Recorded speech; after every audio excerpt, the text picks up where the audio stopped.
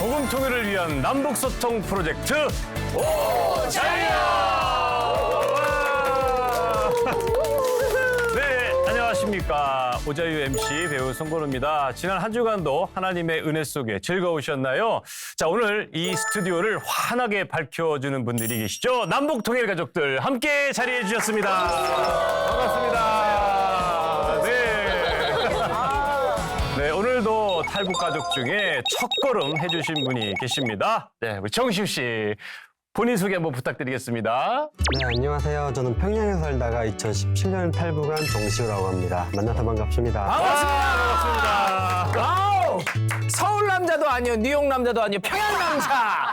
평양 남자. 아, 딱 보니까 좀 뭔가 느낌이 좀 다르다 이런 생각이 들지 않습니까? 말투도 좀 조곤조곤한 것 같고요. 북에서 사실 이렇게 좀 조곤조곤한 말투 합니까? 저희 지역에서는 이런 말투 보면 막 아니 달라. 말투가, 우리는 이런 거 보고 저 왜 저 말하는 게 여우처럼 말할까? 그러니까 막 너무 어울리죠. 남자라는 게 좀 목소리가 우렁우렁하게 되나 안녕하십니까? 어색해.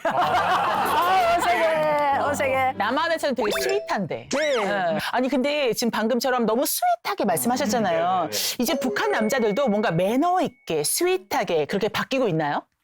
제가 있을 때는 뭐 옛날에 뭐 흔히 여기였던 분들이 얘기하는 게 너 나를 사랑하는가? 뭐 이렇게 센 남자를 좋아한다 그러. 나쁜 남자식으로?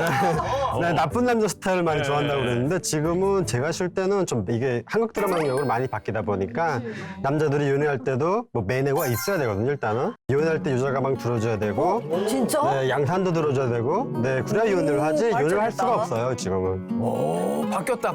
드라마 영향으로 바뀐 거예요, 그러면? 네. 드라마 영향도 있고 네. 원래 그 남한에서도 서울 남자들이 좀 삭삭하고 부드러운 편이고 부산 남자 사나이처럼 네. 북한도 똑같아요. 평양은 약간 서울 남자 느낌. 그다음에 성중 언니네 쪽은 또 이렇게 사랑하는가 이렇게 좀 강해. 네. 진짜?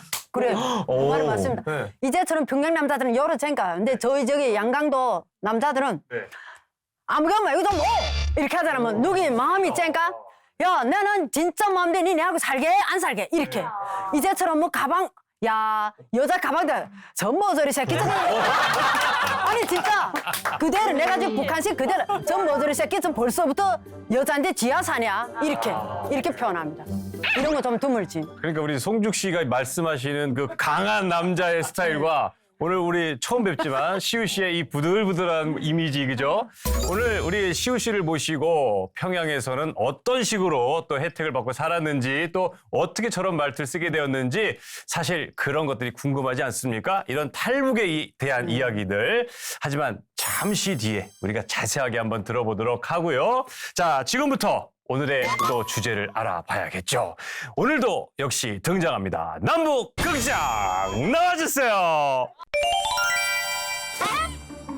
잠깐만 지금 이거 30분이 지났는데 이제서야 오네. 너 이렇게 늦은 거야? 30분이나 늦었어 지금. 진짜 미안해. 내가 갈라 그랬는데. 진짜 내가 거짓말 안 하고 약속 시간에 딱 맞춰서 왔거든? 근데 차마당 거리가 없는 거야. 그래서 여기를 뺑뺑뺑뺑 몇 바퀴로 돌았는지 몰라. 진짜 미안해. 지금 바쁘다고. 현대 사회에서 30분 늦는 거 이거 정말 큰 죄야, 죄. 알겠니?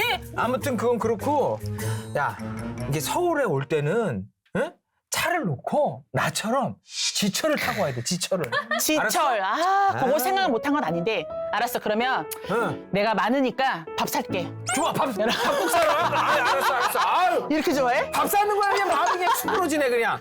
자, 그런데 아니 평양도 이렇게 서울처럼 복잡할까? 그니까. 둘 다 수도잖아. 수도인데 뭔가 다른 느낌. 이게 좀 드는 것 같아. 있어. 그런 느낌 있지. 뭔가 평양은 그들만의 세상의 느낌적인 느낌이 있어. 맞아. 그래서 내가 준비했지. 평양 특권시 그들이 사는 세상. 오랜만에. 꽁트의 신들 아닙니까? 꽁트의 신. 야, 정말 오늘도 열연 정말로 감사드리고요.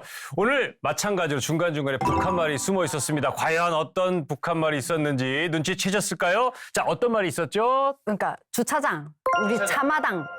주차장을 차마당. 네, 차마당. 아. 차를 놓고 있는 정차구는 마당. 아, 그래서 차 마당을 차마당. 주차장이라고. 살짝 눈치는 챘어요. 그 오늘 좀 어렵진 않았어요. 사실 우리가 듣다 보면 이제는 맞아, 조금씩 맞아. 유치하게 돼요. 맞아, 그죠? 네. 네. 또 다른 북한 말이 있었는데 어떤 게 있었죠? 아까 그 지철이라는 지철, 게 맞아, 나왔잖아요. 지철. 지하철. 지하철. 네. 근데 사실 지철이라고 말은 하는데 이렇게 네. 지라고만 써 있어요. 이렇게 동그랗게.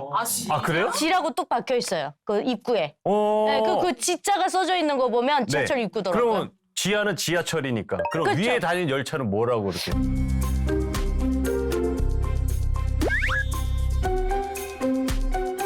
무궤도전차.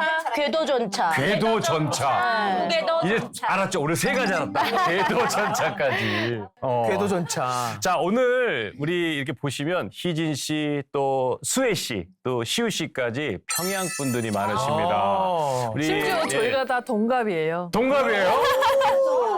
다 같은. 근데 시우 씨가 제일 어려 보이는 건 저 혼자만 느끼고 있어요. 의문의 1패씩 당하셨어요, 지금. 죄송해요. 그러니까 우리 이 평양 분들 세 분이 지금 출연을 하셨잖아요. 오늘 이 평양에 대해서 집중적으로 이야기를 해보려고 합니다. 과연 평양 그들이 사는 세상 이야기 잠시 후에 자세하게 이야기 나눠보겠습니다. 자, 평양과 서울 모두 수도죠. 근데 느낌은 전혀 다릅니다.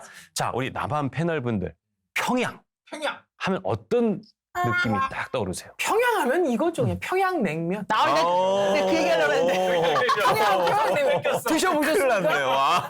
우리 선정 씨는요? 뭔가 평양 하면은 네. 서울은 막 자유롭고 막 그런 느낌인데 평양은 더 그 권위적인 느낌? 권위적인 더 깐깐하고 더 뭔가 살벌하고 삼엄한 그런 느낌이 있어요. 그런 느낌이구나. 예. 이런 걸 많이 봐가지고. 이런 거. 본 게 있어서 우리 목사님은요? 저는 큰 네. 건물들 생각나요. 큰 건물들. 네네, 엄청 높은 빌딩들, 맞아요. 네. 막 아파트 신도시들 이런 것들이 그래. 네, 저희들이 많이 요즘에. 비춰주니까 네네네. 그게 과연 어떻게 시민들에게 영향을 주는지 이런 게 너무 궁금해요. 그럼 오히려 반대로 네. 우리 탈북 가족들은 서울 하면 어떤 이미지가 떠오르세요? 혹시 예. 우리 이민호 씨가 말했던 남산타워 앞. 남산타워. 그리고 제가 초등학교 때 봤던 그 천국의 계단에서 권상우 오빠가 네. 에버랜드를 빌리고 여자친구만을 위해서 조명을 다 켜잖아요. 네네네. 그 오빠 미쳤어. 진짜. 그 오빠가 빌린 건 날 에버랜드가 아니라 첫사랑이었어. 롯데월드죠. 롯데월드. 그치, 롯데월드도 서울에 있으니까. 명대사가 있죠. 사랑은 그것도 다 나온다 이제 또 그래픽으로 또. 우리 유나 씨는요? 서울하면 어떤 이미지가 떠오르세요? 서울하면요, 네. 그 야경이라고 할까요? 야경이 아무래도 북한은 그 평양도 이렇게 구역구역만 불이 들어오지 이렇게 쫙 펴져 있지 않은데 그 한강에 그 32개 정도 다리가 있잖아요. 네. 그 다리도 개수 들었을 때도 너무 놀랐어요, 제가. 네. 저는 좀 그런 거에 좀 이렇게 좋아하는데 예, 대동강에 다리가 한 7개 정도 있는 걸로 알고 있는데 32개가 있다는 거예요. 그래서 그 다리를 제가 배를 타고 한번 유람을 했던 적이 있어요. 그때 정말 아름다운 서울, 그 이미지가 항상 제 기억에 있습니다. 예. 그러니까 이 서울과 또 평양 그럼 차이점이 분명히 있을 겁니다. 그렇다면 가장 우리가 먼저 어떤 걸 이야기할 수 있을까요? 우리 평양 여자시니까 희진 씨 한번 말씀 한번 해주세요. 너무 다르죠. 네. 그리고 대한민국에 와서 제일 놀라웠던 거는 뭐 서울 사람, 지방 사람 이런 게 별로 이렇게 차별 없이 우리는 언제나 자유롭게 거주지를 옮길 수 있잖아요. 근데 북한에서는 거의 평양과 지방의 차이는 국경이라고 생각하기 때문에 그 정도예요? 그래서 평양 여자가 지방 남자랑 결혼한다는 건 상상할 수 없을 정도로 그러니까 외국인이랑 사는 것 같은 느낌인 거예요. 그래서 그 오가는 그런 것도 너무 어려웠고 지방 사람이 평양에 한번 올라오려면 그 비자같이 출입증, 승인번호 받으려면 예, 뭐 몇 달 걸린다고 알고 있고 또 평양 사람들은 좀 지방에 그나마 좀 자유로웠지만 그렇게 그냥 국경이 있었어요. 아, 국경 같은 느낌이었구나. 우리 상태 씨 궁금한 거 많잖아요, 또. 뭐 북에서 네. 사는 거는 정말 땅과 하늘 차이인 것 같아요. 그러니까. 평양과 다른 지방의 차이가. 네네네. 근데 근본적으로 많은 것들이 다르지 않을까라는 생각이 드는데. 네네네. 자, 저는 시우 씨한테 좀 궁금한 게 시우 있어요. 씨한테요? 네, 시우 씨가 이제 평양에서 네. 낳고 자랐잖아요. 쭉 자랐는데 제가 듣기로는 뭐 할아버지 때부터 할아버지. 네. 평양에서 쭉 생활을 해오셨는데 어떻게 평양 생활이 좀 어떤지 좀 궁금하거든요. 일단은 평양에서 살게 되면 계급이 그러니까 좀 높은 계급이 두 계급이 존재하는데요. 일단은 항일혁명 율사랑 애국자에서 총 두 부류가 존재하거든요. 그래서 항일혁명 율사 쪽은 김일성이랑 빨치산 때 같이 투쟁해서 뭐 공로 세운 사람들이 항일혁명 투사고요. 그리고 애국자 집안 같은 경우는 6.25 때부터 현재까지 국가를 위해서 공을 세웠다거나 이런 사람들한테 주는 게 애국율사충이거든요.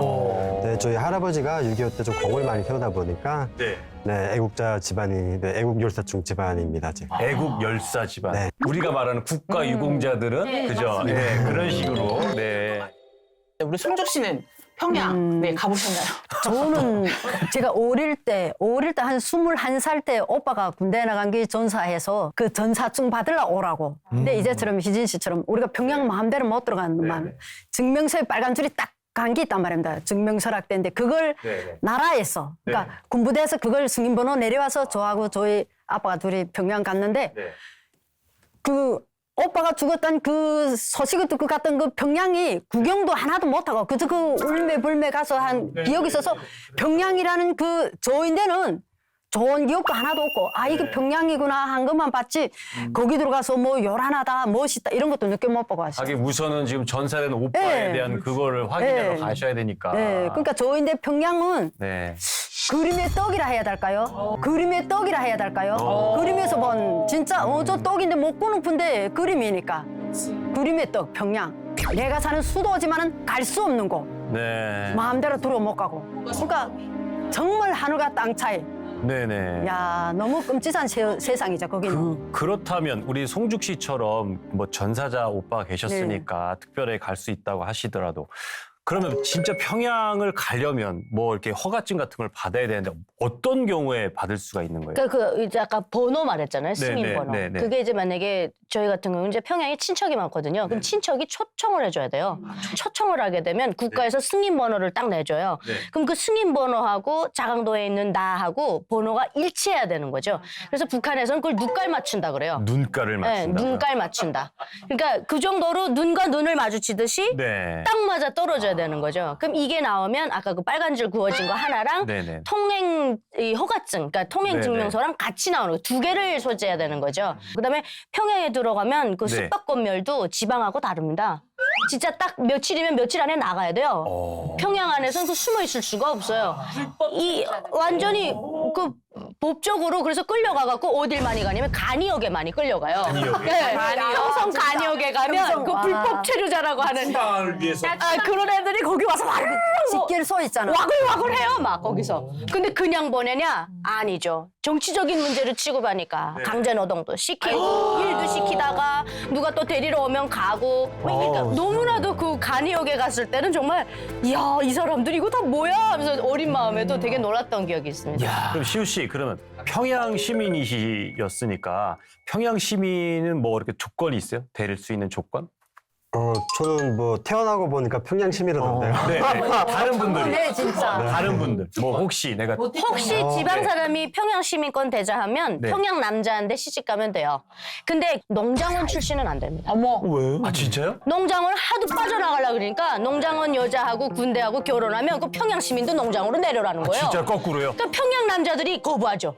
농장을 네. 평양 시민권을 네, 박탈당하니까. 받으려고 네가 지금 농장을 탈출하려고 그러냐 네. 그래갖고 하도 그 농장의 농장원들이 없어지니까 네. 농장 여자하고는 아예 결혼을 못하게 했어요.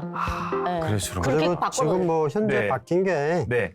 예전에는 뭐 평양시 거주가 좀 가능했거든요. 네, 네, 근데 네. 지금은 보이부 안내게 되면 평양 거주 안 돼요. 보이부가 안 되면 네, 그 평양에 있는 사람이 네. 보이부가 돼야지 거주할 수 있는 능력이 생기는 거지. 일반 사람이 되게 되면 거주 자체가 안 되고 네. 내가 보이부가 아니고 일반 경찰인데도 네. 지방 여자 마음에 들어서 저 여자랑 살겠다 하게 되면 네. 내가 지방에 내려가야 되거든요. 그거 봐요. 다 내려와. 완전히. 그 법이 다 바뀐 거죠. 옛날에는 그게 올라갔는데. 그러니까 옛날에는 약간 네. 김정일 시대 때는 뭐 다양한 이유로 사람들이 올라왔는데 네. 약간 김정은 시대에 들어오면서 평양에 사람들이 많이 사는 게 마음에 안 들었나 봐요. 그러니까 인구가 너무 많다고 생각을 했나 봐요. 평양에. 그러니까 옛날에 예술인들은 좀 재능 있고 지방에서 올라왔는데 얘가 좀 천재적이고 이러면 다 좋은 예술단에 갔고 그 사람들도 지방 출신임에도 불구하고 출신 성분을 바꿀 수가 있었어요. 평양으로. 근데 김정은 시대에 들어오면서 약간 지방 출신은 지방에 가서 일해라. 이렇게 좀 법이 바뀐 거예요. 그래서 그 친구들이 힘들게 거기까지 힘들게 올라갔는데 지방 출신이라는 이유만으로 다 지방 예술단으로 보내줬어요. 그렇게 바뀌더라고요. 저 갑자기 궁금한 게 있는데 시우 씨가 평양에서 개인 사업을 하셨다고 들었어요. 사업이 가능해요. 그러니까 자영업이 가능해요? 평양에서? 일단은 제가 평양에서 탁구장을 한번 이용해 본 적이 있고요. 네. 탁구장 하지. 한때 그때 탁구 열풍이다 보니까 맞아, 그때 맞아. 좀 탁구장을 하게. 근데 탁구장 해가지고 탁구 뭐 치는 시간으로 돈 버는 건 아니고요. 탁구장 안에 카운터를 하나 만들어 놓고 거기서 뭐 맥주나 음료, 팔고. 뭐 담배 이런 걸 많이 팔거든요. 할 수 있어요? 네. 그 안에서? 뭐든 팔 수 있어요. 그리고 물자를 좀 싼 가격에 가져다가 거의 뭐 상점에 2배 붙여서 팔거든요. 네, 그래도 팔려요 일단은. 네, 그리고 뭐 핸드폰 뭐 장사 같은 것도 해봤고. 핸드폰. 네, 그리고 제가 아는 지인분이 빵 공장 같은 걸 하고 계셨는데 거기 돈을 투자하게 되게 되면 뭐 좀 그 수익금 같은 거 주겠다. 배당? 네. 투자금에 대한 배당. 네. 투자도 하셨단 말이에요? 시우 씨가 사업 머리가 있는 그러니까요. 그때 어쨌든 한 3,000달러인가 투자하고 네, 매달 한 10%씩은 받았죠. 네. 근데 그게 북한이 맞아요? 그러니까 같은 북한인데도 불구하고 북한이 맞나요? 아니 평양에서 이런 거 젊은 세대들이 요즘에는 사업가 꿈이 많아서 많이 해요. 세상에. 그냥 돈만 있으면 가능한 거예요, 시우 씨? 아니 일단은 돈만 있으면 가능한 건 아니고요. 돈 있다고 해가지고 사업을 못 해요. 뭐 돈 있어가지고 사업을 차렸는데 누가 뒤통수 뭐 그렇지. 검열 들어가게 되면 싹 몽땅 벌써 나가는다 해서 일단 뒤를 봐주는 사람이 있어야 되고요. 네, 그러니까 여기서 흔히 말하는 게 우리 세금을 한국에서 세금을 내잖아요. 북한에서 세금을 나라에 세금을 내는 게 아니고 뒤를 봐주는 사람한테 세금을 내는 거죠. 뇌물을 네. 줘야 될 수밖에 없는 상황이구나. 인맥이 되게 중요하겠네요. 아니 근데 저는 이해 안 되는 게 같은 북한에서 아니 조선민주주의인민공화국이 아니라 진짜 평양공화국이네요 이거는. 그러니까. 아니 평양 사람들만 이거 나는 진짜 처음 듣자니까 이거 사업한다는 게. 야 대단하다. 신세계를 또 보시는 거예요, 송죽 씨가 지금. 시우 씨가 어린 나이에 북에서 네. 사업도 하고 어떻게 보면은 젊은 사업가였네요. 그렇죠? 성공한 CEO. 성공한 CEO. 성공한 CEO. 아마 그래서 아마 시우 씨는 평양에서도 나의 평양 사람이야. 사업가야. 어깨가 좀 이만큼 올라가 있을 거예요. 희진 씨처럼 지금 어깨뽕이 빵 들어갔을 것 같아. 그쵸? 지금 희진 씨처럼. 네네. 일단 뭐 평양에 살게 되면 제가 평양시에서 일단은 그걸 잘 못 느껴요. 네. 근데 제가 사업을 하다 보니까 지방에도 좀 많이 왔다 갔다 했거든요. 그래서 지방 나갈 때는 이렇게 북한은 네. 앞에 차번호 앞에 그 지방 단어를 붙이거든요. 그러니까 예를 들어 제가 평양 차 끌고 나 앞에 평양하고 숫자를 차번호가 있어요. 그러니까 차 끌고 가다가 식당 같은 데서 이렇게 밥을 먹게 되게 되면 거기에 종업원들이 엄청 잘해주거든요. 또 이렇게 말도 저건저건하게 잘해주지. 그리고 뭐 팁도 주지. 그러다 보니까 네, 그때 좀 군기감이 올라가죠. 팁 주는 남자면 말 다 했지 뭐. 저는 이제 태어나고 자란 것이 평양이다 보니까 지방에 저는 내려가 본 적이 없어요. 네. 근데 지방 사람들이 평양에 그렇게 부러워하는지 대한민국에 와서 알아. 오, 세상에. 그러니까 뭐 평양이라고 뭐 별 볼 일 있나 뭐 그냥 뭐 같은 사람이 살고 송죽 어머니 재수없자. 재수없다는 정도 아니지 진짜. 아니 평양에 못 사는 사람도 많고 평양도 아직 덜 개발된 데가 많은데 뭐 나도 되게 힘들게 살았다고 했는데 이제 대한민국에 왔는데 평양이라는 이유로 야 이 평양 노랭지들아 야 그래서 막 네가 평양에서 우리 피 다 빨아가지고 네가 키가 이만큼 컸다 이거서 막 이러면서 오히려. 네 그래서 평양을 이렇게 생각하고 평양 있구나. 사람들이 키가 진짜 다 큰 것 같아. 적당히 하자 적당히. 뭐 3명씩이나 내주엔 몽땅 평양이야 지금. 송죽 씨나 유나 씨는 평양 출신이 아니셔서 지금 약간 서러움이 있으시지만 오히려 지방에 있어서 좀 속편하신 것도 있으시지 않으셨을까요? 제가 평양 사람들처럼 그런 게 없잖아. 네, 평양을 올라가 보니까 전 못 살겠더라고요. 이제 저희 그 아버지 쪽도 엄마 쪽도 이제 그 김일성 종합대학의 교수도 있고 이과대학의 교수도 있고 그러니까 우리 아버지 엄마 쪽은 외할아버지 할머니가 다 평양 사람이거든요. 근데 그 짤까닥이라고 그러죠, 북한에서. 짤까닥이요?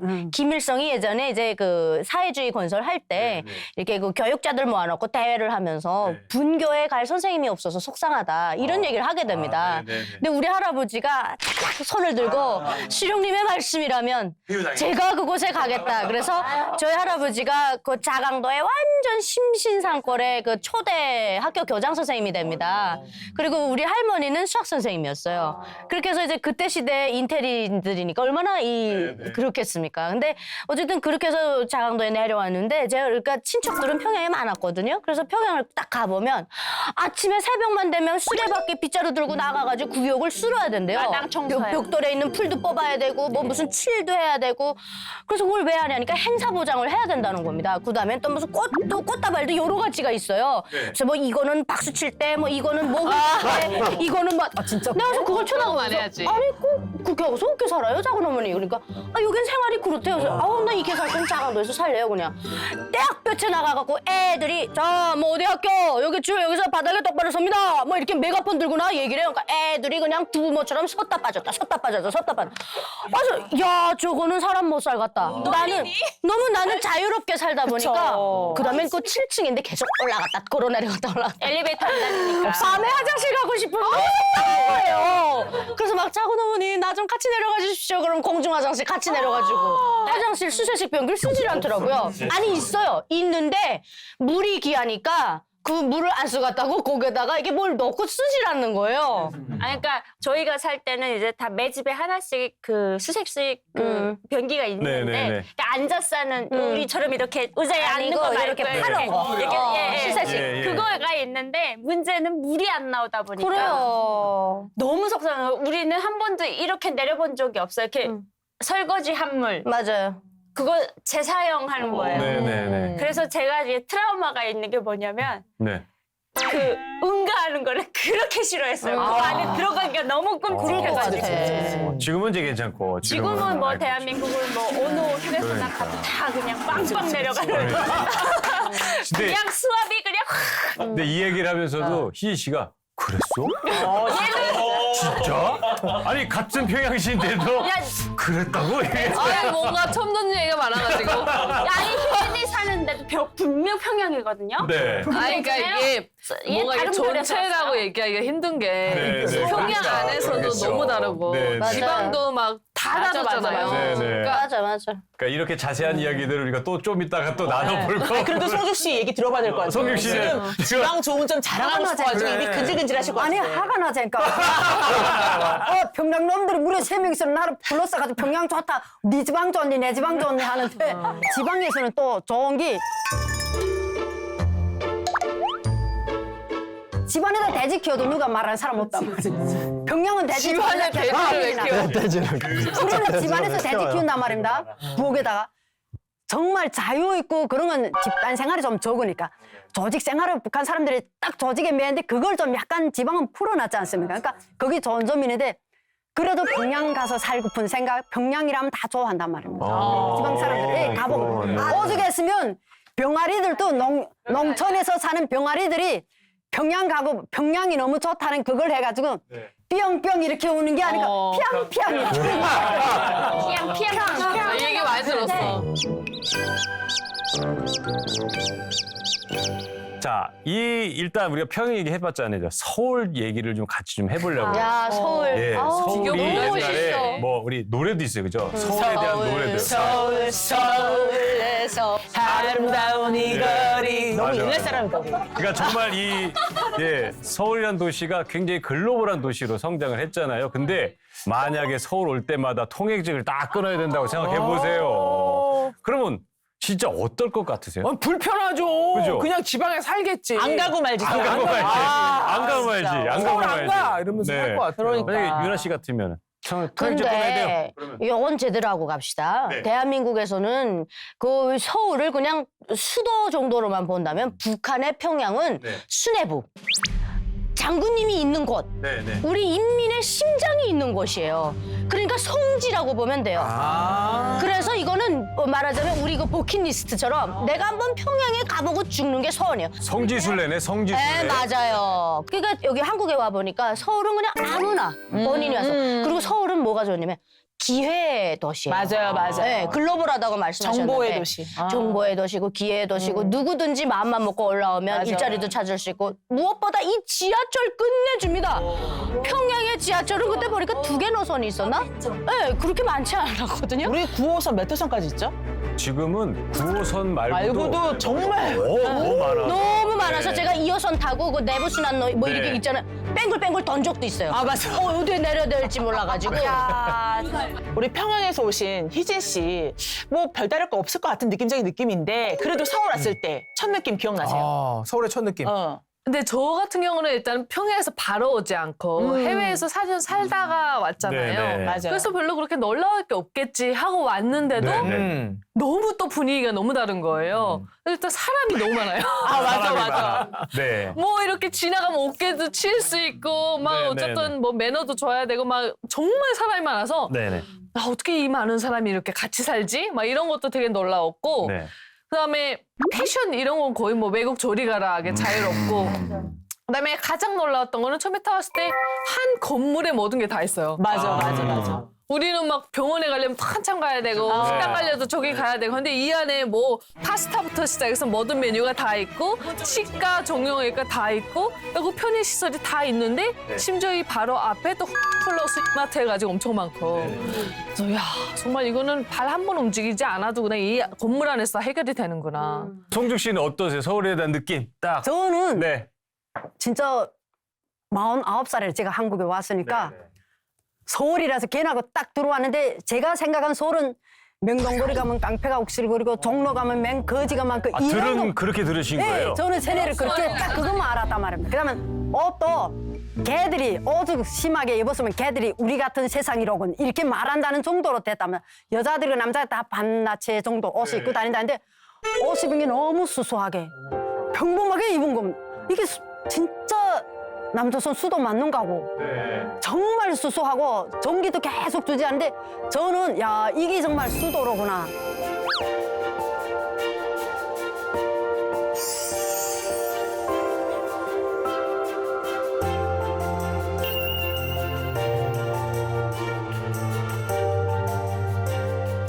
이제 평양 남자 시우 씨가 네, 대한민국으로 오기까지 그 탈북 스토리를 한번 우리가 들어보려고 합니다. 자, 아까 우리 상태 씨가 말씀하신 것처럼 나름 성공한 CEO라고 하셨는데 진짜 여러 가지 일을 하셨더라고요. 자, 우리 평양에서의 삶이 만족이 안 되신 거예요? 그렇게까지 그죠? 돈도 벌고 그죠? 나름 성공한 집도 CEO인데. 네, 일단 고등학교 졸업할 때 저희 어머니가 한국으로 오셨어요. 아, 먼저 네. 평양 사람이 네. 어떻게 하지? 엄마가 깼다. 네. 저희 뭐 집안이 좋다 보니까 중국에 이렇게 북한 요건 발급받아가지고 네. 타사형으로 왔다 갔다 했거든요. 네네. 나 고등학교 딱 졸업할 때 어머니가 한국으로 오시다 보니까 네. 제가 평양고대 합격했는데 거기도 못 갔고 네. 그리고 군대도 못 갔거든요. 근데 북한에서 남자가 군대를 못 가게 되면 사람 취급을 못 받아요. 맞아요. 그치. 그래서 그때 좀 많이 방황하고 살다가 네네. 네, 일단은 그러면 내가 돈이라도 벌자 네. 해가지고 그럼 내 눈에 내가 권력으로만 누르니까 경제력도 누르자 해가지고 돈 벌기 시작했던 거죠. 아니 그럼 제가 궁금한 게 있어요. 시우 씨. 네. 북한에서 아까 뭐 계급이 높다고 하셨잖아요. 네. 어느 정도 계급이신 거예요? 저희 어머니가 한국 안 왔었으면 제가 좀 군복 있거든요. 네. 네. 보위부나 뭐 보위사령부나 이쪽으로 군복을 입기 때문에 그런데 지금쯤은 뭐 그렇게 돼요. 별 달고 있죠. 별 달고 있다. 그 정도예요? 아까 애국 열사 가족이라 했잖아요. 네. 그러니까 숫자를 말하면 1번이 혁명 두 번째라는 소리입니다.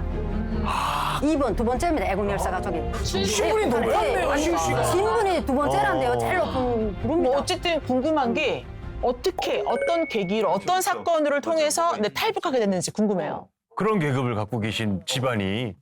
일단은 제가 그 평양에 한국 드라마가 들어온 게 한 2000년대 초반부터 들어왔어요. 네, 그때는 이렇게 USB로 들어오다 보니까 네, 컴퓨터가 없었으면 한국 드라마를 못 봤거든요. 그죠. 네. 근데 제가 저희 집에 그 펜티엄 3 컴퓨터라고 그때 평양에 처음 들었을 텐데 펜티엄 3. 네. 잘 샀네. 잘 살았네. 부자였어. 아니 계급이 높다니까요. 네, 그게 있었는데 네. 그래서 컴퓨터가 있다 보니까 그때부터 제가 한국 드라마를 많이 봤어요. 한국 드라마, 뭐 영화, 뭐 게임, 책, 뭐 음악, 뭐 예능, 뭐 엄청 다양하게. 많았거든요. 근데 거기 많은 이유가 여기 훈이 한국 사람들이 오게 되면 그걸 돈 주고 받냐 물어보는데 저 친구들이 다 간부집 자식들이에요. 그러니까 친구들끼리 그냥 네, 이렇게 돌려보거든요. 뭘 있다고 뭐 하게 되면 내용 물어보고 재미있 좀 보고 해서 많이 보다 보니까 근데 그 오늘 순간 새벽에 보고 있었는데 제 아는 동생이 저를 잡겠다고 약간 경찰들 끌고 왔죠 저희 집으로. 네, 그래서 형 나야 해가지고 문 열어줬는데 뒤에 정복쟁이들이 딱 서 있는 거예요. 그래서 너튜브 현행 딱 걸렸거든요. 완전 큰일 나지. 다 보더니 너무 5천 원이 없으니까 나 같은 거 3년 만에 처음 잡았대요. 그래서 너 최대한 교화 10년 아니면 사형시키겠다 해가지고 어쩔 수 없이 네 한국으로 오게 됐죠. 근데 어떻게 가지 않고 탈출했지? 근데 이게 북한이 김정은이 같은 경우 좀 바뀌거든요. 그러니까 저희가 새벽 1시에 단속됐는데 일단 단속된 아이도 자기 사무실로 끌고 갔어요. 근데 평양에 714 그룹바라고 있거든요. 그래서 걔네한테 넘기려고 전화했는데 새벽 시간대니까 걔네가 전화를 안 받은 거예요. 그래서 너 아침 7시에 넘길게 했거든요. 근데 2명이서 나를 단속했는데 그 두 명 중에 한 명은 다시 그 순찰 나가고 한 명 남은 걸 제가 2시간 동안 설명을 했어요. 살려달라고. 그러니까 일단 이 사무실을 벗어나야 내가 도망칠 거 아니에요. 그렇지. 그래서 2시간 동안 설명한 끝에 얘가 응해가지고 우리 집에 와가지고 내가 집에 들어와서 5,000달러 걔한테 돈 주고 5,000달러. 네, 나머지 돈 차고 그리고 그때 새벽 4시 반인가 됐었거든요.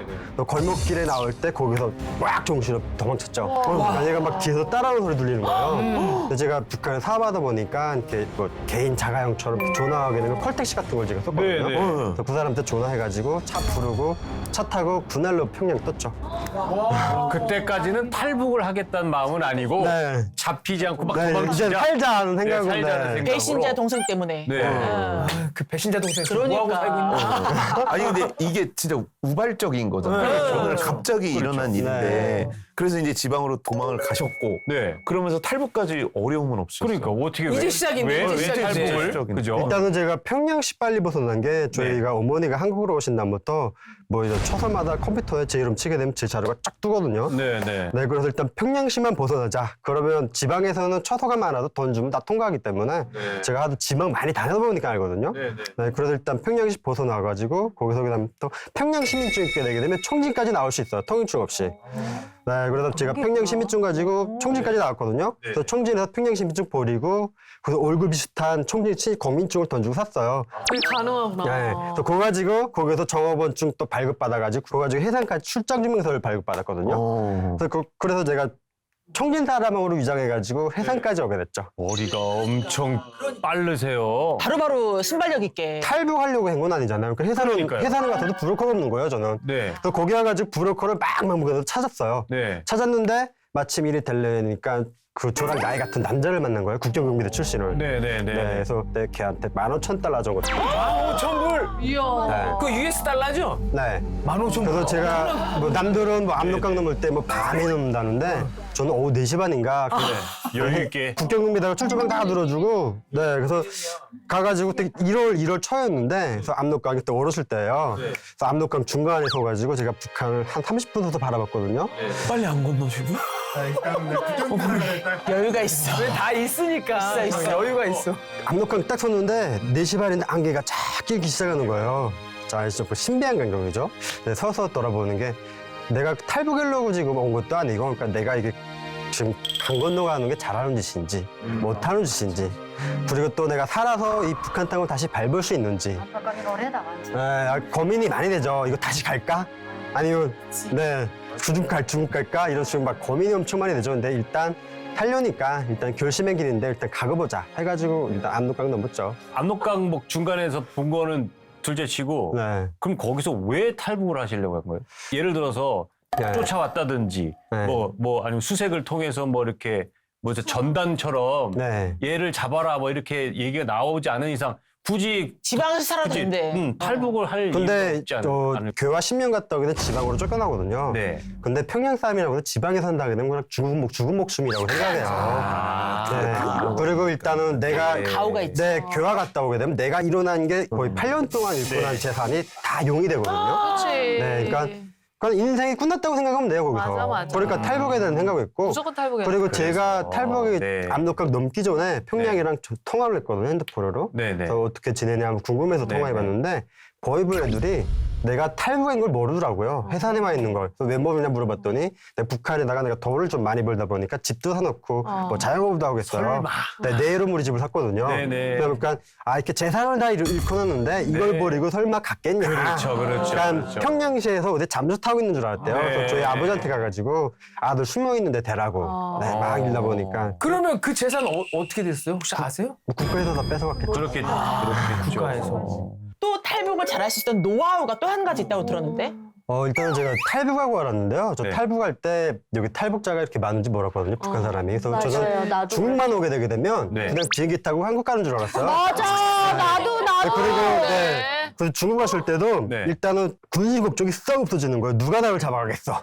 네, 이런 식으로. 아니야. 중국이 위험한데. 그리고 또 제가 중국 쪽에 동북삼도 쪽에 중국 친척이 있거든요. 그 사촌 형이랑 뭐 차 끌고 중국에서 막 차 끌고 돌아다니고 식당 가서 밥 먹고 막 이렇게 놀았어요. 근데 네. 저는 이렇게 누가 잡아간다는 생각 못 하고 있으니까 얼굴 이렇게 해맑게 하고 돌아다녔거든요. 그게 좀 도움이 많이 된 것 같아요. 그래서 여유 있게 다니기 오히려 때문에. 더. 그치, 오히려 이렇게 막 이렇게 숨어가지고 두려움에 따는 것보다 당당하니까 너무 자연스러운 거야. 그러니까요. 근데 제가 오 자유열을 지금 계속 오면서 네, 더 오세요. 여러 가지 그 스릴 있는 이야기를 들었는데 이렇게 스릴 없는 긴장감 1도 없어. 세상에. 긴장하려고 딱 준비하다가 그래서 이 상태인데 너무 편하게. 전대 하나 딱 차고 그냥 나오니까 바로 북한을 근데 탈출했어요. 이것도 네. 진짜 주신 은혜고 맞아. 네, 길이라는 생각이 들어요. 맞아. 네. 진짜 네. 또 그렇게 편하게 부르신 이유가 있으시겠죠. 맞아. 한국에서 그 은혜 좀 풍성히 맞습니다. 누리셨으면 좋겠습니다. 진짜. 네, 하여튼 뭐 우리가 또 우리 목사님 말씀처럼 긴장감 없는 탈북기를 또 처음 들어서 또 이렇게 웃으면서 할 수 있던 기회가 또 아니었나 싶습니다. 자, 앞서 말했듯이 평양은 체제 선전 그리고 유지를 위해서 만들어진 도시다라고 또 우리가 얘기를 합니다. 평양에 가면요. 김씨 일가의 그 동상 있잖아요. 그죠? 동상. 그리고 또 그 선전을 위한 건물들 쉽게 볼 수 있지 않나요? 그렇죠. 정말 평양에서 제일 많은 게 김부자 동상. 김부자 동상, 그리고 또 그 충성 교육을 하는 구조물들. 구조물. 그리고 또 1년 동안 필수적으로 가야 하는 그런 건물들이 있어요. 필수적으로? 유적비. 예. 유적비, 그다음에 뭐 전시관, 기념관 이런 거는 매해 그냥 이번 달에는 어디 가야 되고 이번 달에는 어디 가야 돼. 이게 다 학교, 회사 다 정해져 있어요.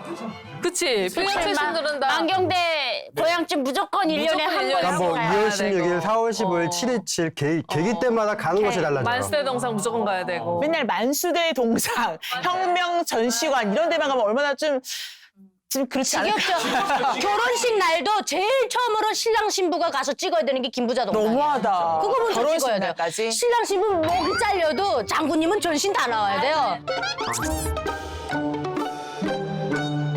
그리고 보니까 평양에도 개선문이 있다는 거 알고 계십니까? 진짜요? 네. 예, 전 사진으로 봤었어요. 보셨죠? 네, 예. 네. 평양 모란봉구역에 네. 바로 이 김일성 독립운동 업적을 기리는 네. 바로 그 건축물이 있는데 네. 파리에도 개선문이 있잖아요. 있죠. 아주 비슷하게 좀 만들어진 것 같아요. 아이 똑같이 모방한 거예요. 그렇죠. 근데 또 중요한 게 그 개선문 기둥에 네. 숫자가 적혀 있어요. 뭐라고요? 1925, 1945 숫자가 써 1925, 있는데 1945? 자, 과연 여기서 이 숫자의 의미는 무엇일까요? 1925. 일단 1945는 뭐 광복한 그거 같고 1940 광복.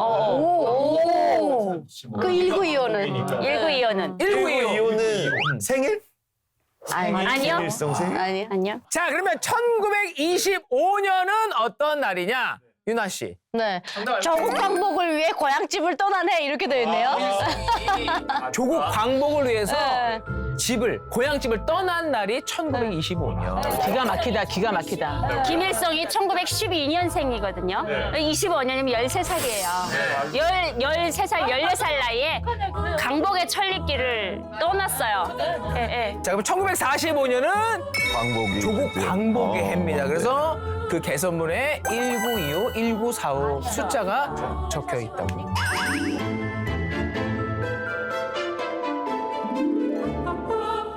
개선이 저도 뭐 위키백과를 참 봤더니 그 파리 개선문보다 더 12m가 더 높죠. 높다고 하죠. 그러니까 어쨌든 내가 더 위다라는 걸 그럼요. 다 크게. 보여주려고 네. 그랬던 것 같으네요. 자, 그러면 평양에 아까 우리 만수도 있었고 뭐 역사관 뭐 그다음에 개선문도 있었으니까 수혜 씨가 보면 그런 걸 딱 보는 순간 어떤 느낌이 드세요? 진짜 솔직하게. 네, 솔직한 마음. 뭐 하나 서 있네. 뭐 하나 서 있네. 뭐 이런 느낌. 진짜? 엄마. 나오자입니다. 아니 이거 말이 돼요? 그러니까 그 개선문이 지하철에서 나오는 개선문 보여요. 네. 그걸로 맨날 무기대전차 다니거든요. 네. 뭐 저런 게 하나 서 있나 보다. 그렇게 지나요. 유나 씨는 어땠길래? 충성심이 엄청나나요? 저는 개선문 한 번 봤을 때 눈물이 줄줄 났어요. 어머머머머머. 야, 우리 장군님께서 그 개선연설할 때 그 사진이 있거든요. 연구실 가면 여러 개 쫙 있어요. 야, 우리 시령님께서 저기 서서 개선연설을 하셨었구나. 눈물이 잘잘 나죠. 막 주체사상탄만 봐도 심장. 지방 사람들은 그렇지 않아요? 그렇지. 그러니까 평양 사람과 지방 사람의 차이야. 근데 여긴 맨날 보니까 뜸한 거야. 그러면 시우 씨는 어떠세요? 그거를 보면 어떤 느낌? 저는 일단 김부자 관련된 이런 그런 영상들을 보거나 네. 그 동상 이런 데 보게 되면 약간 경건한 마음이 생겼고요. 경건한 마음. 맞지? 네, 그리고 저는 너무- 김정일 죽었을 때 제가 평양에 있었거든요. 네네. 근데 그때 진짜 저 엄청 펑펑 울었어요. 왜냐면 이게 슬픔? 와, 장모님 가시면 안 됩니다. 진짜 이러면서. 네, 그 절망감이 엄청 드셨고. 네, 그렇죠. 그치. 희진 씨는요? 저도 김정일이 죽었을 때 외국에 나가려고 하는데 하필 죽어가지고 타이밍이 안 좋았어요. 그래서 속으로 좀 이따 죽지. 왜 제가 나가려고 하는 비자 발급 받고 나가려고 하는데 좀 늦어졌거든요. 근데 평양이 썩었구나. 평양공화국이야. 그게 너무 아쉬운 거예요. 근데 막 사람들 옆에서 다 우는데 이런 시우 씨 같은 친구들이 너무 많은 거예요. 평양에. 그러니까 저 같은 애가 좀 이상한 거예요. 어려. 그러니까 연기라도 해야겠다. 내가 없다가도 이런 장소에 가면 다 울면 저도 따라 울어야 돼요. 진짜. 그리고 없던 눈물이 나와요 또.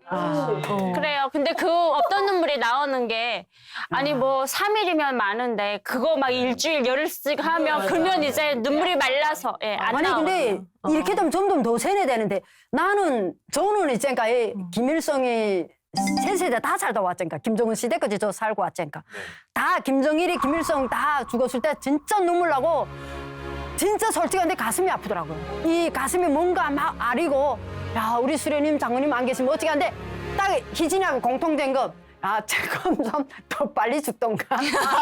김정일 때 저는 그 생각했습니다. 왜냐하면 정말 그때 힘들 때란 말이에요. 김정일 죽을 때 북한이 완전 고난의 행군하다가 강양군이 막 들어가 힘들 때인데 김정은이 딱 죽었는데 저는 밀수를 하느라 통나무를 이렇게 쌓아놨단 말이에요. 압록강 옆에다가.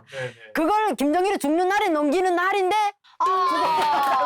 그래서 저 혼자 속으로 죽는 것까지도 도우면 돼. 와 야. 이거 좀 이따 죽던가 아직 너무 그건 넘기지만 대담하게 그 다음날 난 넘겼단 말입니다. 들키지 않고 그런데 그때 순간 했는데 그게 제스럽더라고요. 아니 내가 장모님 돌아가셨는데 이거 내 나쁜 짓 했네 이렇게 야, 그 오늘 생각을 했어요. 대단한 거예요. 그때는 생각. 100일 동안 막 샤워도 못 하겠고 빨래도 못 대단했어. 하겠고 아무것도 못 하겠어요. 근데 맨날 우리가 이제 막 평양 얘기 나누고 있는데 네네. 평양이 조금 약간 지금은 뭔가 좀 이상한 도시화돼 있잖아요. 김일성, 네. 제국 막 이렇게. 그런데 기독교 역사에서는 이 평양이 대부흥을 만든 맞아, 곳이거든요. 맞아.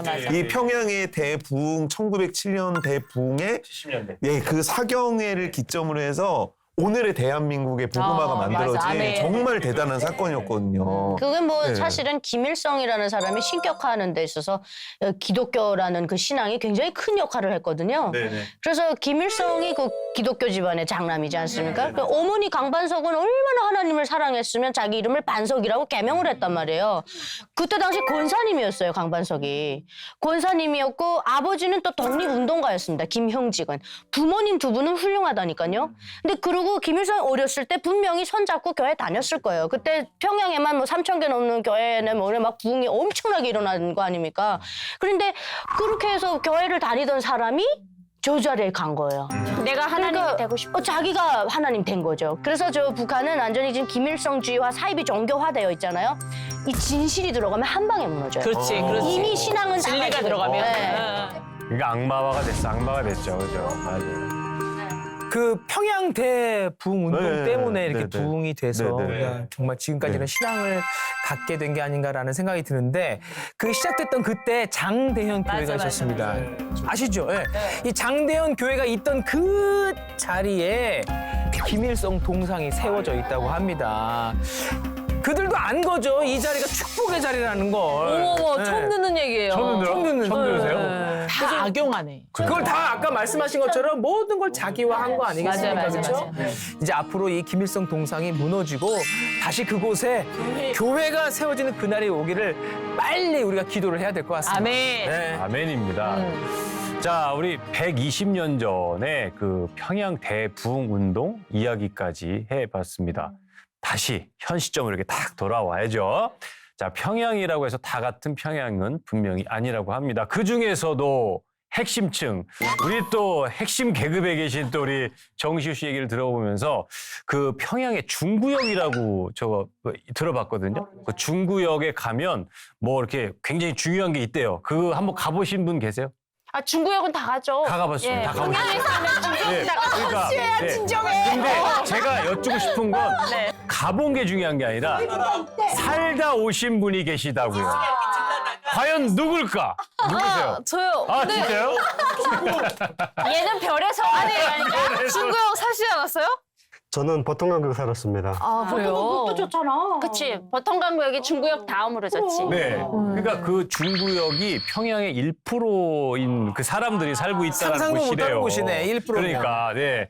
과연 그곳에 사는 사람들의 삶은 어땠는지 듣고 싶어서. 네. 일단 뭐 구사세라고 하죠. 그들만의 세상. 아, 이거 또 열받는 준비해야겠다. 우리 약간 뭉치자, 적당히 이거 적당히. 뭉치자. 우리 뭉쳐야 돼. 약간 그 평양 안에서도 네. 어느 구역에 사는가를 되게 따져요. 맞아요. 그래서 중구역 사람들은 무조건 중구역 사람들끼리만 소통하려고 그러지 그것도 다른 지역 사람들하고 좀 속는 걸 좀 싫어하는 그런 게 있어요. 그래서 그게 이유가 있는 게 네. 김정일이 사는 그 중앙당 총사를 중심으로 해서 딱 한 게 중구역이잖아요. 네네네. 그러니까 우리는 소위 말하는 장군님 식설 같은 느낌이에요. 그 안에서 사는 느낌. 그리고 이 버처들도 다 있고 그 아파트 자체가 뭐 실시가 얘기했던 위생실이 문이 안 내려가는 네. 상황은 없는 거죠. 그리고 엘리베이터도 항상 타고 다니고. 네.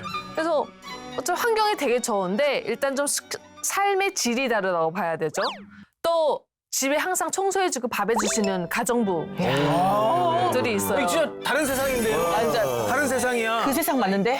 그다음에 고급 레스토랑 셰프가 전화를 하면 와요. 왜냐하면 거기서 일하는 것보다 여기 와서 받는 돈이 더 크니까 와서 손님이 오셨다 하면 셰프가 앞에서 회를 떠요. 딱 하려고 코스로 이렇게 갈수록 해주시고 부러워지는데? 아무튼 부러우세요? 부럽다고요? 아니, 갑자기 나도 모르게. 그래서 희진이네 그 동네 아빠들이 네. 그 딸을 말 안 듣는 딸을 가장 협박하는 말이 우리 평양에 사는 여자들이 이제 너 지방에 시집 보낸다 이런 게 엄청난 그 협박이었거든요. 근데 이 친구들 아빠들은 어떻게 얘기하냐면 너 만경대구역에 시집 보낸다 이렇게 협박을 해요. 만경대구역이 제가 살던 동네거든요. 농촌이잖아 거기. 네, 농촌. 농촌은 아니야, 거기도 아파트. 아니야 농촌이야 거기. 농촌 아니에요. 엄마 지금 나 농촌에서 안 살았어. 아파트들 많아. 평양 안에서도 그죠? 아니야 만경대구역보다 더 천이 있어. 어디야? 통일거리. 아, 통일거리 탑식 아파트. 통일거리 솔직히 살면서 가보지도 않았어.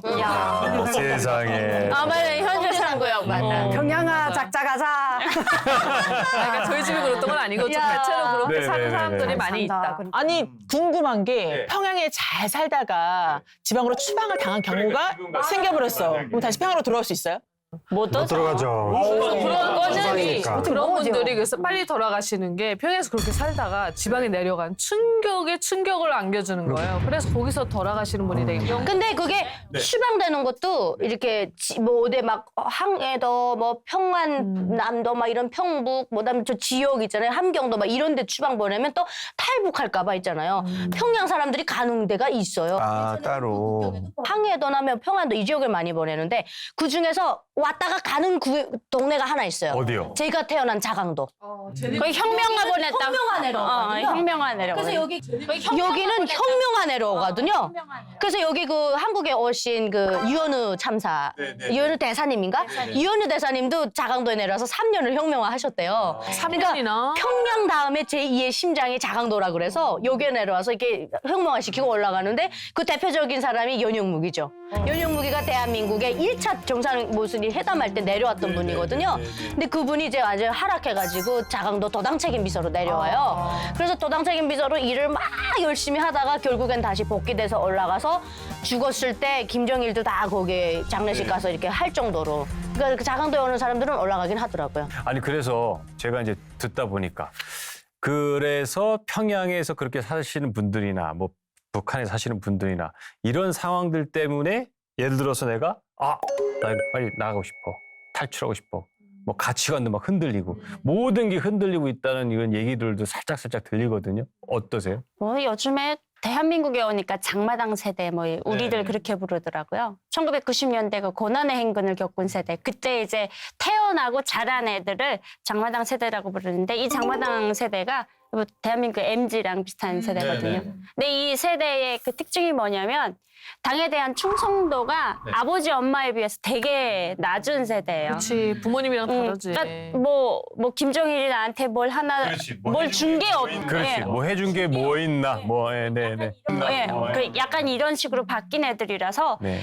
그러니까 충성도 자체가 굉장히 뭐 충성하면 하고 아까 전에 그냥 누가 한번 뭐 충성하자 이러면 합시다 한 번 이랬다가 그냥 약간 대한민국 중도처럼 이게 유동이 되게 많은 층이에요. 그래서 막 이렇게 확고한 콘크리트 층이 아니고 그러다 보니까 저도 그랬던 것 같아요. 뭐 충성심?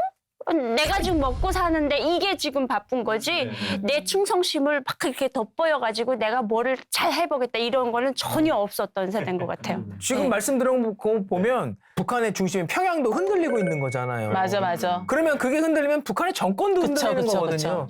지금 분위기는 좀 어떤지 혹시 들어보신 소식이 있나요? 근데 제가 봤을 때는 좀 그래도 북한이라는 나라가 유지를 하는 게 되게 신기한 게 고위층이나 어려 중구역 있으면 잘 사는 집 애들은 한국 드라마를 더 많이 보고 한국을 더 선망하고 좋아하고 우리 여기는 흔들리는데 이 밑에 80% 90% 가난한 층이 충성도가 너무 높은 거예요.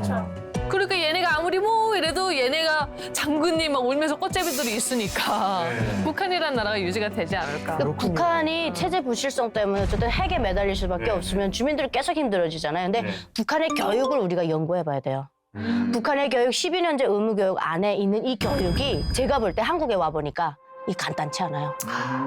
이게 얼마나 세뇌가 완전 깊숙이 들어와 있는지. 그치.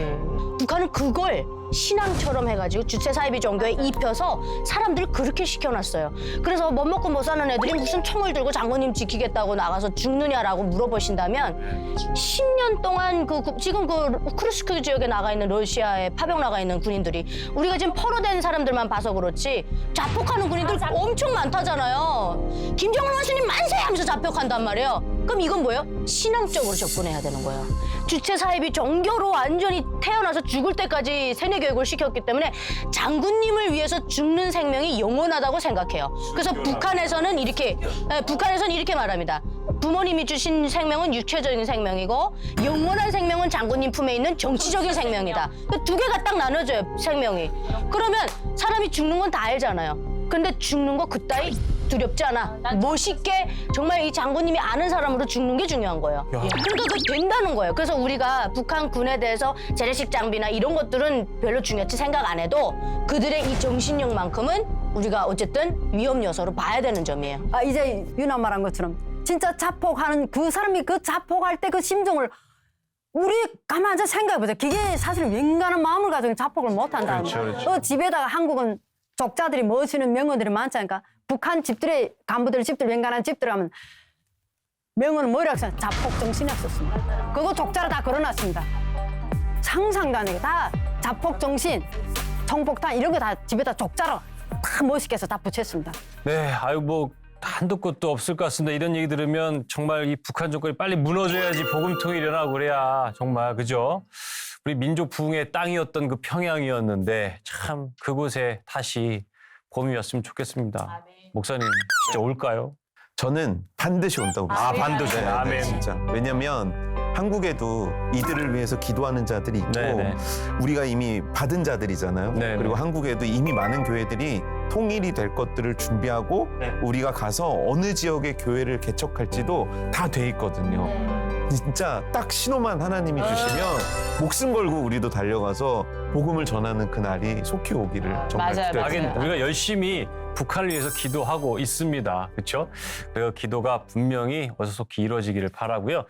시우 씨 열심히 신앙생활 하고 계시죠? 네, 하고 있습니다. 파이팅! 하나님께서 너무 사랑하셔요. 확실하게 하나님하고 동행하시면 뭐 아마 북한에서의 그런 그 지혜를 한국에서도 얼마든지 쓰실 수 있게 하실 겁니다. 분명히 믿고 가시면 좋을 것 같습니다. 그래서 우리가 사는 지역이 사실 중요합니까? 그거보다 우리가 자유를 누리고 하나님과 함께하는 게 가장 중요하죠. 그래서 하나님 주시는 그런 특권들을 누리고 사는 것이 정말 중요한 것 같습니다. 우리가 항상 감사하는 마음으로 살아야 됩니다. 그렇죠? 저희 모두 앞으로도 하나님과 늘 동행하는 시간을 갖기를 원하고요.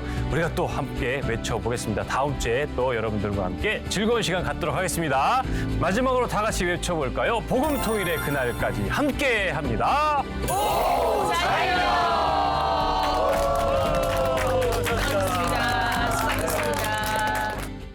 북한에서도 10계명이 있다는 거 아세요? 진짜요? 그러니까 민간 신앙들이 북한도 많습니다. 일반 주민들은 당연한 거지만 북한에서 말하는 신인 김정은이 거기 이렇게 맹신을 한대요. 근데 김정은이 맨날 그 무당 붙들고 어떻게 하나 전 본다고 소문이 났었고 그 유명하다는 점집 가면 다 간부들 예약이 꽉 차 있는 거예요. 김정은이 부동산 왕이에요. 풍수질이 좋다는 그것에 이제 지가 해먹을 그 이제 건물들 다 세워놓은 거예요. 10계명을 통해서 쭉 보고 있는데 이제 그 다음 계명을 한번 지켜보려고 합니다. 바로